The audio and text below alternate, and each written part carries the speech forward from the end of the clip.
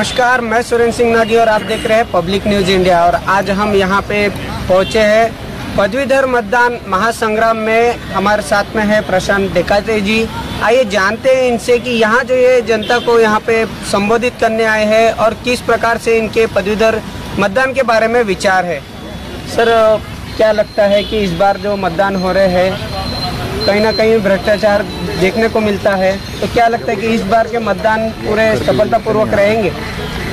ये जो चुनाव है जो 1 दिसंबर 2020 को होने वाले हैं, ये चुनाव विधान परिषद पदवीधर मतदार संघ के हैं। और पदवीधर मतदार संघ का जो इलेक्शन होता है वो पढ़े लिखे लोगों का इलेक्शन है। ये इलेक्शन में जिन्होंने अपने नामों का रजिस्ट्रेशन इस मतदार संघ में किया है वही लोग वोटिंग कर सकते हैं।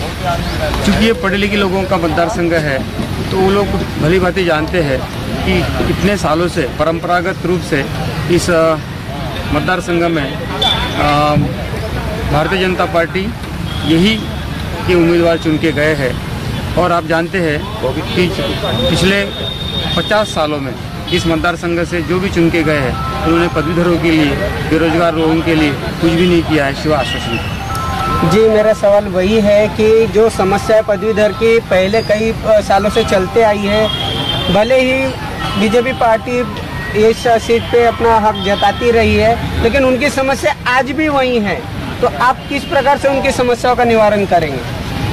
पदवीधरों की समस्या है, बहुत सारी समस्या है। नीट सेट ये एग्ज़ाम पास करने के बाद भी उनको रोज़गार नहीं मिलता है। डीएड, बीएड और ये जो डिग्रियाँ लेने के बाद भी संस्था चालक उनको उतना तवज्जो देते नहीं हैं। बेरोजगारी है, रोजगार की कमी है, ये सारी बातें यहाँ पर है, तो हम सारी बातें हम यहाँ उठाएंगे। तो सर, क्या लगता है कि इस बार के चुनाव जो पहले के चुनाव जो चलते आ रहे थे उससे काफ़ी अलग होंगे?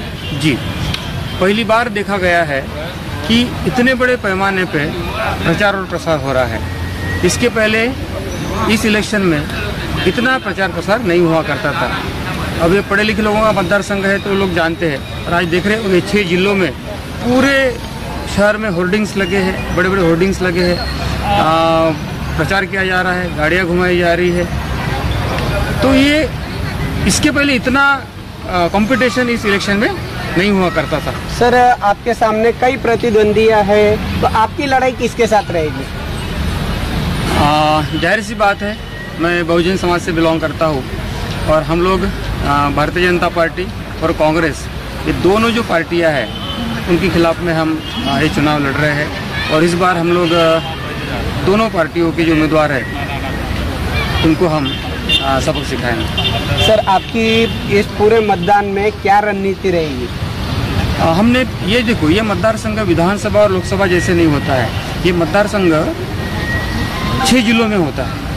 अब 6 जिलों में हमने ये 1-1.5 साल पहले से इसकी तैयारी की है। जिस दिन से नोटिफिकेशन आया निवडणूक आयोग का कि आप पदवीधरों का नामांकन करिए, उसी दिन से 5 नवंबर 2020 तक 2 बजे तक हमारे सारे कार्यकर्ताओं ने, जितने भी पदवीधर लोग हैं, उनके नामों का नामांकन किया है। पिछले 8 महीने से हम लोगों ने 6 जिलों की 73 तहसील को छान मारा है। वहाँ पे संयोजन समिति बनाई है, हमारे कार्यकर्ता वहाँ पे गए, उन्होंने नामों का नामांकन किया। और उसके बाद आज पिछले 1 महीने से हम लोग उनको वो प्रचार कर रहे हैं और लोगों तक पहुँच रहे हैं, उनको हमारी भूमिका, हमारी बात, हमारा ओपिनियन दे रहे हैं। सर, अगर आप इस मतदान में जीत जाते हैं, जीत हासिल होती है आपकी पार्टी को, तो आप किस प्रकार से पूरी जनता को ये करेंगे, यानी पूरा सपोर्ट किस हिसाब से और उनकी समस्या को किस प्रकार से? हमारा पहला मुद्दा है विधान परिषद के पटल पर पहली बात जो मैं मुद्दा रखूंगा कि जो लोग नेट सेट, डीएड, बीएड, ये जो पदवीधारक है उन पर अन्याय हो रहा है, वो अन्याय को दूर करने के लिए विधान परिषद के पटल पर मैं मेरी बात रखूँगा। सर, अभी तक कौन-सी पार्टियों ने आपके समर्थन में साथ दिया है?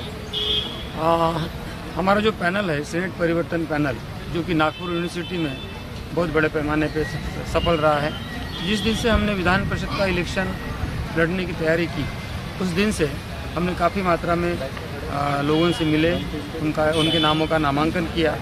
और उसके बाद जब हमने उम्मीदवारी घोषित की तो समाज के जो परिवर्तनवादी संगठन है उन्होंने हमारा समर्थन किया। पहला समर्थन हमारा जो किया है वो संभाजी ब्रिगेड के माननीय प्रवीण दादा गायकवाड़ है, उन्होंने हमारा समर्थन किया है। उसके बाद बहुजन मुक्ति पार्टी जो कि बामसेब के संगठन को बिलोंग करती है, उन्होंने हमको समर्थन दिया है। और तारीख 25 तारीख को बहुजन समाज पार्टी जो राष्ट्रीय पार्टी है, उन्होंने भी मेरे उम्मीदवारी का समर्थन किया है। और महाराष्ट्र शिक्षक आघाड़ी ये बहुत बड़ी संगठन है जो पूरे विदर्भ में काम करती है, उन्होंने भी हमारे उम्मीदवारी का समर्थन किया है। संभाजी ब्रिगेड उन्होंने किया है, आपके टीवी के माध्यम से उन सारे संगठनों के जो पदाधिकारी कार्यकर्ता है उनको मैं धन्यवाद देता हूँ, उनका मैं आभारी हूँ। वो इस आने वाले इलेक्शन में 1 दिसंबर 2020 को जो चुनाव होने वाले हैं, उस चुनाव में हमारे साथ रहेंगे और मतदारों को, पदवीधरों को वोटिंग बूथ तक लेके जाएंगे। सर, आज आप यहाँ कात्रे गार्डन में आए हैं, तो आप यहाँ पे मॉर्निंग वॉक पहले से काफ़ी दिनों से आपकी ये दिनचर्या रही है, पहले से आप करते नज़र आ रहे हैं यहाँ पे कार्य, तो यहाँ पे आपको किस प्रकार का रिस्पांस मिल रहा है? लोगों का बहुत ही अच्छा रिस्पांस मिल रहा है। लोगों में पदवीधर चुनाव के लिए बहुत उत्सुकता है। इसके पहले इतनी उत्सुकता कभी हमने देखी नहीं है। बस ये उत्सुकता 1 दिसंबर को बूथ में जाके वो वोट में तब्दील हो जाए, अगर ऐसा हो गया तो हम लोग चुनाव जीत सकते हैं।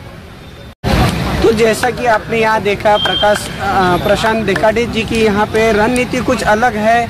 शिक्षित लोगों के लिए इनका भी विचार वही है कि कुछ ना कुछ हम जरूर करेंगे। अगर हम जीत के आते हैं तो हम जरूर इनके रोजगार के लिए और इनकी सारी समस्याओं के लिए लड़ते रहेंगे। ऐसे ही हर एक सच बताते रहेंगे, हर एक खबर दिखाते रहेंगे। तब तक देखते रहिए।